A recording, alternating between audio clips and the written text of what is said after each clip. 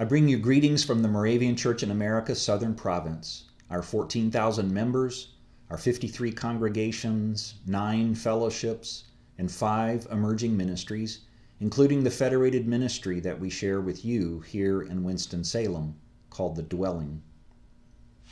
I have to give credit to North Carolina Lutherans for sparking my thinking about collaboration more than 15 years ago. In 2004, we Moravians wanted to launch a sustained response to what was happening in the Gulf Coast after Hurricane Katrina. And I wound up getting in touch with the North Carolina Lutheran Disaster Response through the Synod office. And your help and generosity was absolutely critical in our response effort. It eventually saw roughly 1,000 Moravians go out in 75 or more work teams from nearly half of the congregations in the entire United States participating. It was amazing, and we literally could not have done it without you. And so please accept my belated thanks for your partnership in that effort. And it was through LDR that I got to know the organization called North Carolina VOAD, Voluntary Organizations Active in Disaster. And VOAD uses 4 words in the tagline under its logo: cooperation, communication, coordination, and collaboration. And I want to just look briefly at each. Communication is fairly straightforward. Exchanging ideas and information that are mutually useful and beneficial. And cooperation could be thought of as sharing resources while pursuing independent or parallel goals. An example might be 2 children sharing a box of crayons while working on separate pictures. And then there's coordination. Actions by one or more persons or groups that are managed to achieve a common goal. Using a disaster response example, the Moravians could put the decking on the roof, the Lutherans could do the shingles, and a Methodist could tell us when to show up. And all 3 of these, communication, cooperation, coordination, they have things that need to be connected: information, resources, scheduling.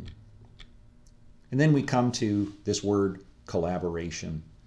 I'm borrowing a definition from Michael Schrage, found in his book published some time ago called Shared Minds. So, collaboration, a process of shared creation, collectively creating something new that could not have been created by the individual groups involved.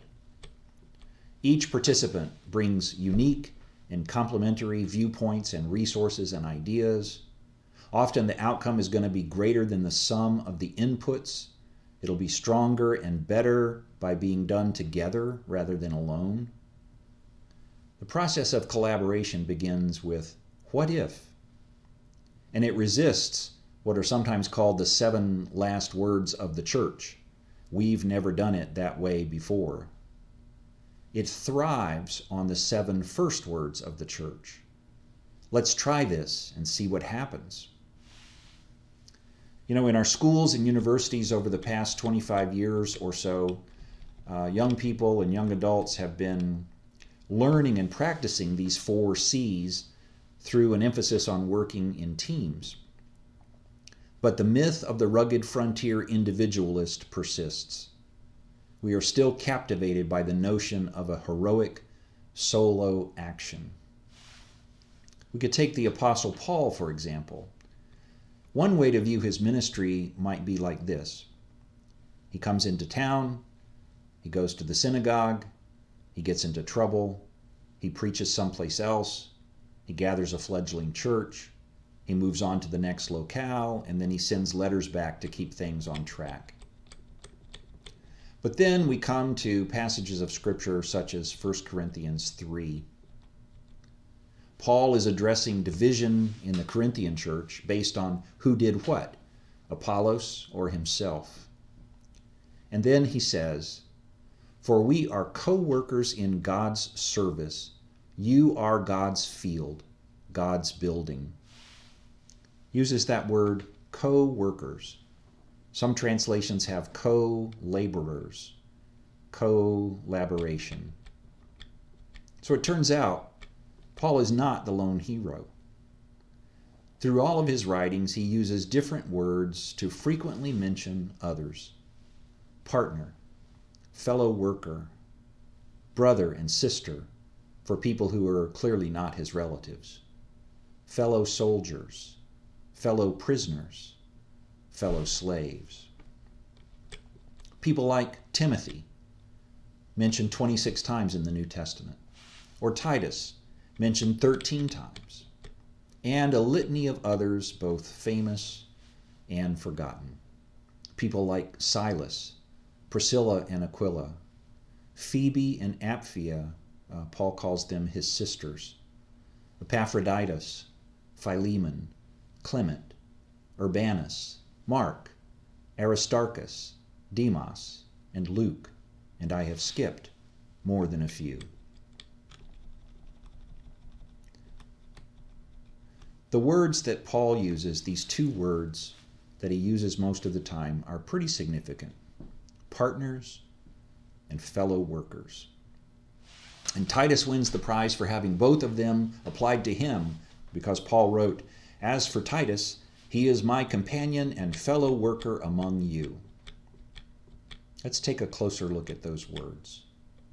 Partner. The Greek word there is koinonos. And you can hear a very familiar other word in that, koinonia, fellowship, mutual sharing. And the other word, fellow worker. This seems to be the favorite word that Paul uses in talking about his partners. Well, in the Greek, fellow worker is synergos. And if you listen, you can hear another very familiar word, synergy. Working together to produce a combined effect greater than the sum of its parts. Well, you know, we Moravians are charged to live into these words, partner and fellow worker. There's a statement in the worldwide Unitas Fratrum called The Ground of the Unity, and one of its sections puts it this way. It is the Lord's will that Christendom should give evidence of and to seek unity in Him with zeal and love. In our own midst, we see how such unity has been promised us and laid upon us as a charge. We recognize that through the grace of Christ, the different churches have received many gifts. It is our desire that we may learn from each other and rejoice together in the riches of the love of Christ and the manifold wisdom of God. Fellowship, mutual sharing, experiencing that energizing synergy that the Lord can bring as we collaborate, as we choose to live and act as fellow workers in Him.